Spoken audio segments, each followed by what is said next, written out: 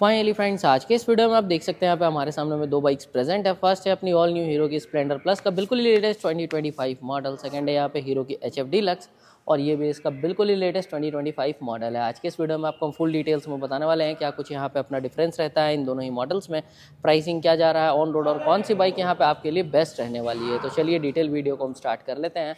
आज के इस वीडियो में यहाँ पे हमारी हेल्प करने वाले हैं सर। सबसे पहले तो सर आपका वेलकम है, आप अपना इंट्रोडक्शन दे दें। मेरा नाम अमित है, मैं यहाँ सेल्समैन हूँ। श्री ओम साई हीरो में जस्ट गया कॉलेज के सामने मेरा शोरूम पड़ता है। तो अभी अगर हम सर बात कर लेते हैं अपनी स्प्लेंडर प्लस के बारे में और अपनी HF डीलक्स के बारे में, तो आप हमें सबसे पहले इनका ऑन रोड जो अपना प्राइसिंग है वो बताएंगे। HF डीलक्स कितने में अपनी ऑन रोड आ रही है? सर स्प्लेंडर प्लस लीजिएगा तो ये आपको ऑन रोड पड़ जाएगा 91,400 में, 91,400। हाँ 91,400। अगर आप HF डीलक्स लीजिएगा तो ये आपको पड़ जाएगा 77,800 में, 77,800। तो काफ़ी अच्छा खासा डिफरेंस दोनों ही मॉडल्स में अच्छा अपना हो डिफरेंस जाता है है दोनों प्राइस के हिसाब से। अगर हम देखते हैं अभी इन दोनों ही बाइक्स के बारे में अगर हम बात कर लेते हैं, तो सबसे पहले आप हमें यहाँ पे माइलेज के बारे में एक आइडिया दे दें कि माइलेज हमें कौन सी बाइक ज़्यादा डिलीवर करती है, HF डीलक्स या फिर स्प्लेंडर? अगर ज़्यादा के बात कर रहे हैं सर तो माइलेज में आपको HF डीलक्स ज़्यादा माइलेज देगी, ज़्यादा माइलेज देगी स्प्लेंडर से।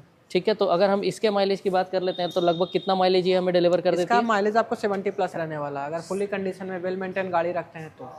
70 प्लस आराम से ये देगी। और अगर हम स्प्लेंडर की बात करते हैं तो इसका जो अपना माइलेज है वो कितना रहेगा?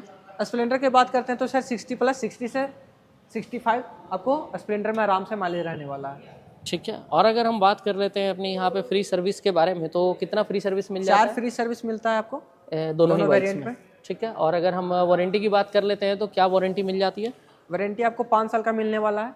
क्या क्या कवर 5 होता साल का वारंटी मिलने वाला है, ठीक है, जिसमें आपको इंजन खराब कवर होता है, इलेक्ट्रिक जो इसका पार्ट्स हो गया वो भी आपको कवर हो जाएगा, सिर्फ फिजिकल डैमेज नहीं रहना चाहिए। ठीक है, और टाइम टू टाइम आपका जो सर्विस है वो भी आपको एक रहता है ना कि टाइम टू टाइम आप सर्विस कराए हुए हैं तो उसके हिसाब से आपको वारंटी दिया जाता है। ठीक है, मतलब अपनी बाइक जो है वो पूरा मेंटेन्ड कंडीशन में होनी चाहिए, तब मेंटेन कंडीशन में होना चाहिए। प्लस में आपको टाइम टू टाइम जो सर्विस होता है शोरूम में करवाना रहता है वो एक देखा जाता है। ठीक है, हिस्ट्री के हिसाब से आपको मिलता है। बाकी इतने पार्ट्स जो है वो अपने कवर हो जाते हैं। हाँ।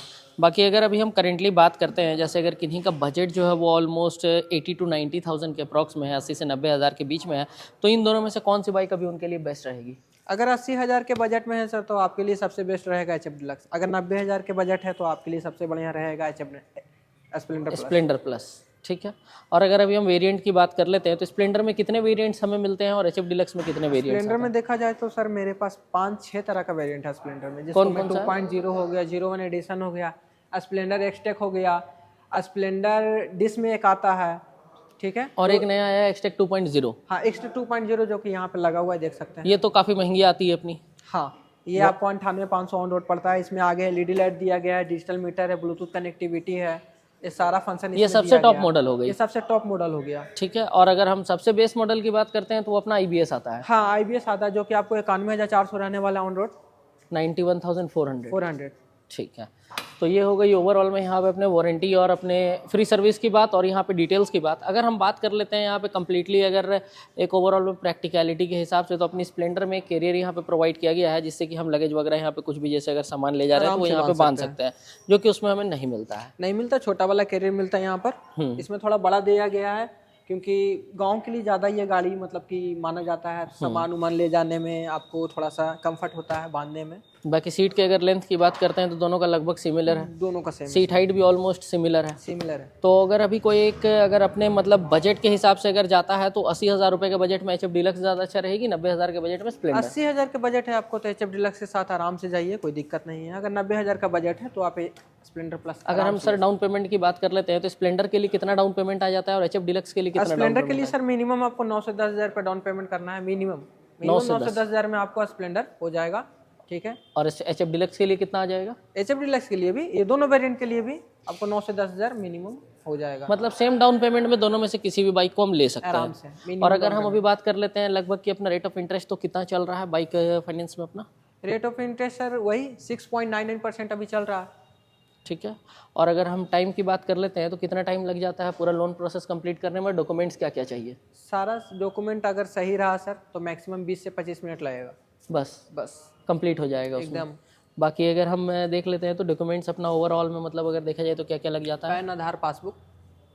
पैन, आधार और पासबुक लगने वाला। अगर किसी के पास पैन कार्ड नहीं है तो फिर कैसे तो होगा? भी हो जाएगा, उनका आधार कार्ड लिंक रहना चाहिए फ़ोन नंबर से, हो जाता है। और वोटर आईडी कार्ड अगर उनके पास रहे तो लेते आएंगे तो बढ़िया ही रहेगा। ठीक है, किसी तरह की कोई इनकम प्रूफ की भी रिक्वायरमेंट रहती है क्या? पासबुक होना चाहिए, पासबुक बैंक अकाउंट होना चाहिए, इनकम प्रूफ के लिए कोई ज़रूरत नहीं है। ठीक है।